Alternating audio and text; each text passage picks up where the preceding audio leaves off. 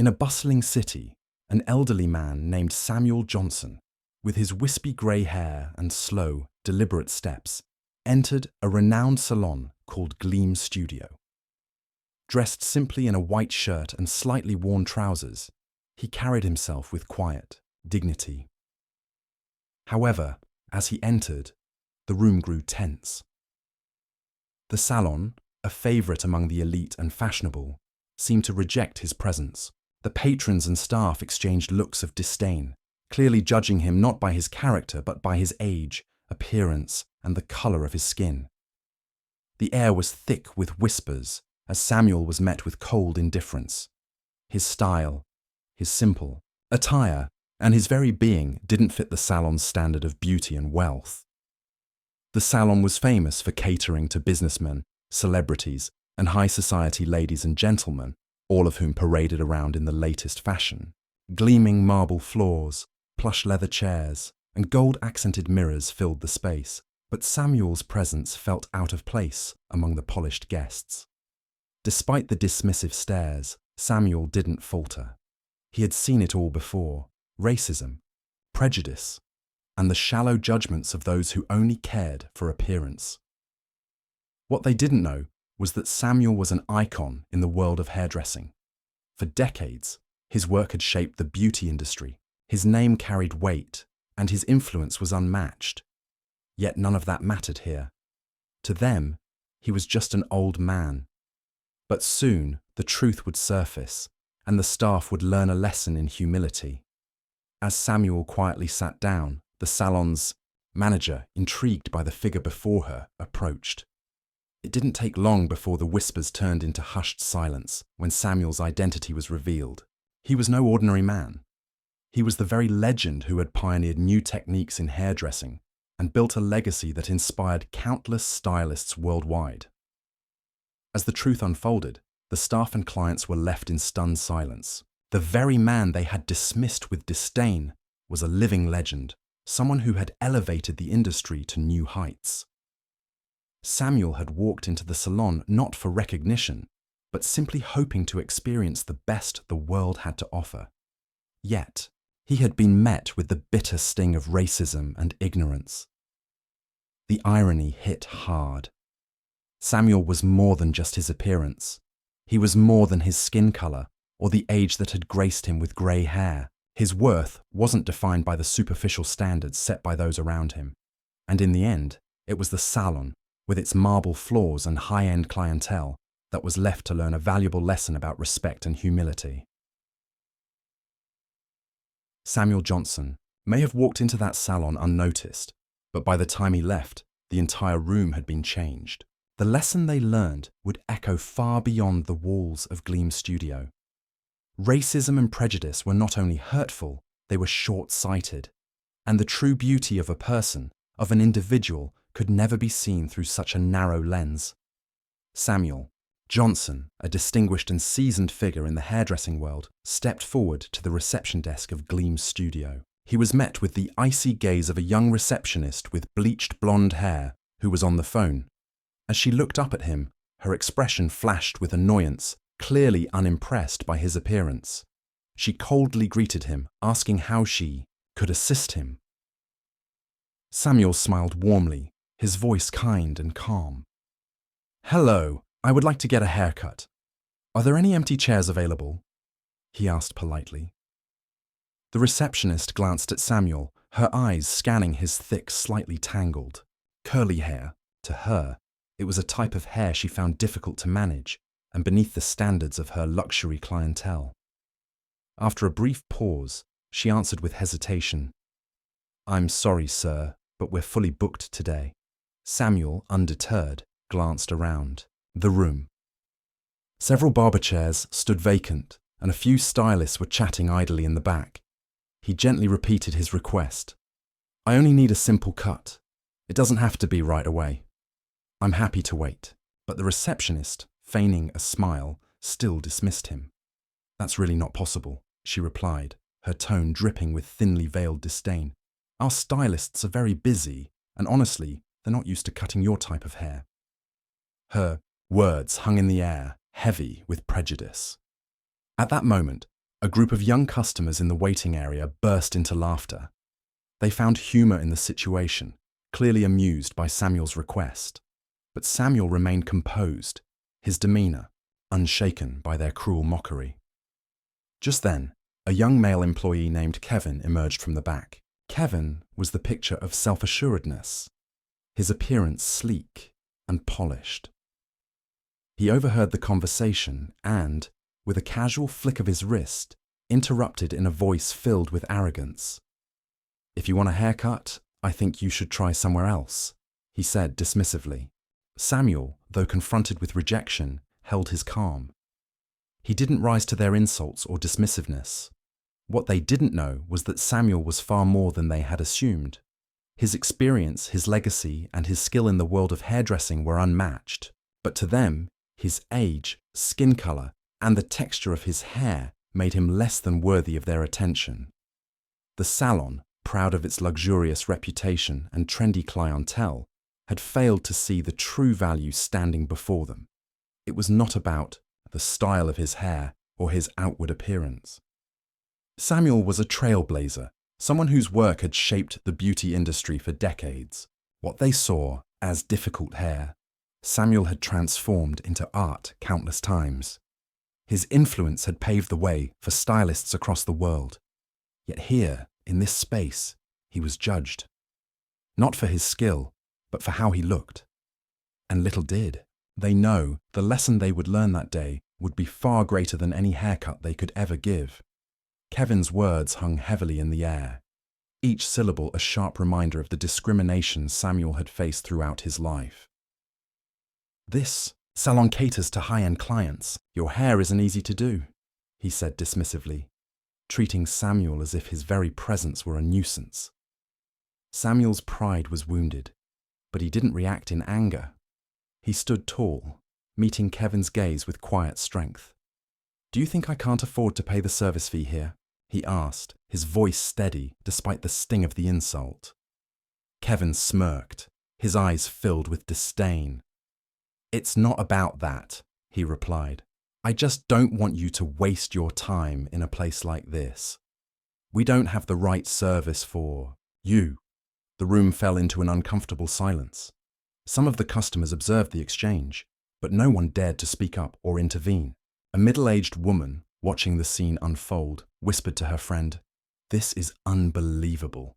Who would treat an elderly person like this?" Samuel took a deep breath, his body feeling the weight of years spent battling prejudice. He had spent his life proving his worth in a world that was often cruel to him because of his skin color, his age, and his appearance. Yet here, in his final years, he was faced with blatant racism. He had hoped for nothing more than a simple haircut, but instead, he was met with rejection and scorn. "I don't want to cause trouble," Samuel said, his voice calm but tinged with weariness. "I just want a simple cut. If you don't think you can handle it, I'll go somewhere else." The words caused Kevin to pause, a brief flicker of embarrassment crossing his face. But he quickly regained his composure, his tone cold. "That's right," he sneered. "You should go somewhere else. This isn't for you." Samuel's eyes, though filled with a hint of sadness, remained strong. He nodded slightly and began to turn away. But just as he reached the door, a voice broke through the tension. "Wait, is this how you treat a customer?" A voice called out from behind him. It was a voice of a woman, a regular customer who had watched the entire exchange unfold. She stood, her tone questioning, filled with disbelief. What did he do wrong? The words hung in the air, a challenge to the salon's standards, to its treatment of Samuel. For the first time that day, someone had spoken out, standing against the unjust treatment. But would it be enough to make a difference?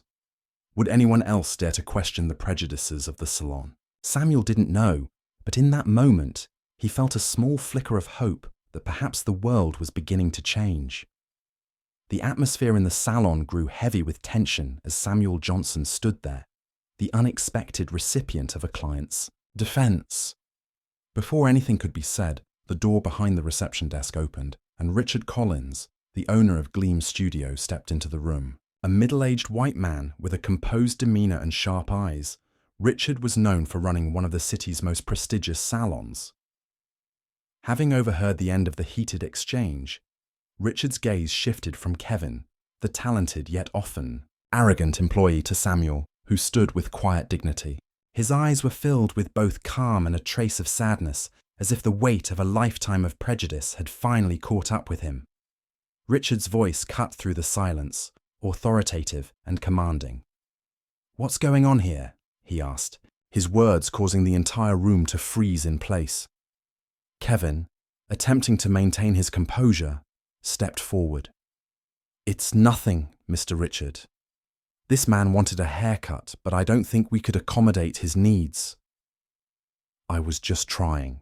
To explain, Richard raised an eyebrow, giving Kevin a stern look, before turning his attention to Samuel. His demeanor shifted to one of genuine concern. "Sir, I apologize for the inconvenience," Richard said, his tone respectful. "I'm Richard Collins, the owner of this salon. If you don't mind, I'd like to hear your side of the story. What happened?" Samuel met Richard's gaze, his eyes showing a quiet gratitude for the man's professionalism and courtesy. With a deep breath, Samuel recounted the events in a calm yet measured voice. "I just wanted a haircut, but your staff refused to serve me. They claimed that my hair was difficult to cut and that I wasn't suitable for the service here. They even implied that I couldn't afford the cost."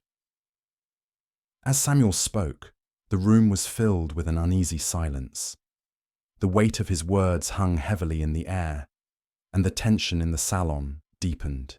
The harsh reality of what had transpired was clear. Samuel, a man who had spent a lifetime building a legacy in the hairdressing world, had been dismissed and judged not for his skills or character, but because of the way he looked. Richard stood, still for a moment, processing the gravity of the situation. The room remained frozen, waiting for his response. What would he say? Would this be another instance of overlooking the injustice? Or would he take a stand for what was right? Samuel's words echoed through the room, causing a ripple of murmurs among the customers. Their dissatisfaction was palpable as they whispered among themselves, questioning the treatment Samuel had endured. Richard, noticing the growing tension, turned his gaze to Kevin. His expression darkened with a frown, his voice low but filled with anger. "Kevin, is that true?" Richard asked, his tone firm and unyielding. Kevin, clearly caught off guard, stumbled over his words in an attempt to justify his actions. "Mr. Richard, I just think we shouldn't take on customers like that. I mean, his hair is difficult to deal with, and we have to protect the salon's reputation." "Enough," Richard interrupted, his voice full of restraint but unmistakably sharp. "Do you hear yourself? We are a high-end salon, yes, but we are not a place to judge people by their skin color or their hairstyle. I am truly disappointed." Richard then turned back to Samuel, his demeanor softening as he spoke. "Sir, I sincerely apologize for what you went through. This does not represent the values that Gleam Studio strives for." Samuel nodded slightly, his calm voice cutting through the tension. "I'm used to situations like this," he replied, "but I hope you can teach your employees one thing: never judge a book by its cover." Richard looked at Samuel, a flicker of confusion crossing his face. "Excuse me, what did you say your name was?" he asked, as if the words didn't quite register. "Samuel Johnson," Samuel answered simply, as though the name carried no particular weight. The room seemed to pause. A few of the customers exchanged shocked glances, and even Richard was momentarily stunned. He repeated the name, his voice filled with astonishment. "Samuel Johnson?" Samuel raised his eyebrows, a faint smile tugging at his lips. "If you're thinking of the person who holds the position of president of the City Barber Association, then yes, it is me." The room fell silent, the weight of the revelation settling over everyone present. Several of the staff exchanged shocked looks. Samuel Johnson wasn't just any man. He was a giant in the hairdressing industry, the most respected figure in the field. The Metropolitan Barber Association was the prestigious organization responsible for setting professional standards, and Samuel had been at its helm for years. For a moment, no one moved or spoke. The staff, who had previously judged Samuel so harshly, were now left to absorb the gravity of the situation. The man they had so carelessly dismissed wasn't just a customer, he was a legend in the industry they worked in. Richard's expression shifted from surprise to deep regret. He had underestimated Samuel, and now, faced with the truth, he realized just how far he had fallen short of the standards he had set for his own salon. Samuel Johnson's name carried immense weight in the world of barbering. Not only had he trained hundreds of barbers, but he had also organized major events that elevated the profession itself. Richard, now fully aware of who Samuel was, took a step back, bowing his head in deep respect. "Mr. Johnson, I don't know if I knew who you were earlier, but I would have—" Richard began, but Samuel raised his hand, signaling for him to stop. "No need," Samuel said, his tone calm. "I'm not here to demand preferential treatment. I just want to be treated like any other customer." Richard, still processing the revelation, glanced at Kevin. The young stylist stood frozen, his face pale, eyes avoiding Samuel's, too ashamed to meet the legendary figure's gaze. "Kevin," Richard said, his voice cold, "you have not only insulted a client, but you've also insulted the very core values of our profession." I don't know," Kevin stammered, his words barely audible. "It is because you don't know that I am all the more disappointed," Richard continued. "You should know that every customer, no matter who they are, deserves respect." Turning back to Samuel, Richard bowed again. "Mr. Johnson, I hope you will allow me to serve you personally today." Samuel nodded, his expression still calm but carrying a trace of satisfaction. "Thank you. But I want to see what Kevin can learn from his mistakes." Richard's sharp eyes turned back to Kevin. "Well then, Kevin, you have one last chance to make amends. If Mr. Johnson agrees, I want you to cut his hair, and I will supervise." Samuel's faint smile was the only response, and it was clear that he accepted the challenge. The tension in the air had not yet dissipated, but now there was a glimmer of hope for Kevin to redeem himself. Kevin, visibly shaken, picked up the scissors and clippers. Sweat beaded on his forehead, not only from the pressure of the moment, but also from the weight of Mr. Samuel's expectant gaze. The silence in the salon was deafening, broken only by the soft click of the scissors and the low hum of the clippers. Customers watched closely, their eyes fixed on the unfolding scene, while Richard stood at the ready to oversee the entire process. Samuel sat in the chair, relaxed and composed, his calm demeanor belying the gravity of the situation. His sharp gaze in the mirror never left Kevin's movements, scrutinizing every cut and adjustment. Kevin, despite his best efforts to remain composed, was clearly nervous. Working with Samuel's curls, so different from the straight hair he was accustomed to, required skill and patience. Two things Kevin had never fully mastered. The silky black strands, wavy and unruly, posed a challenge he had never faced before. As he began to cut, his hands shook slightly and the pressure mounted. Every movement felt as if it were being observed under a magnifying glass, and the weight of the expectations made him second-guess every snip. The silence in the room was thick, the only sound being the clattering of scissors and the hum of the clippers. Samuel remained quiet, his gaze unwavering, but the subtle glint of wisdom in his eyes was unmistakable. This was not just about a haircut. It was about teaching a lesson, one that would linger long after the final snip. Mr. Samuel's voice, soft yet commanding, broke through the tense air as Kevin nervously worked with the clippers. "Be careful with those. If you don't know how to handle them, you could damage a customer's scalp, especially with this type of hair."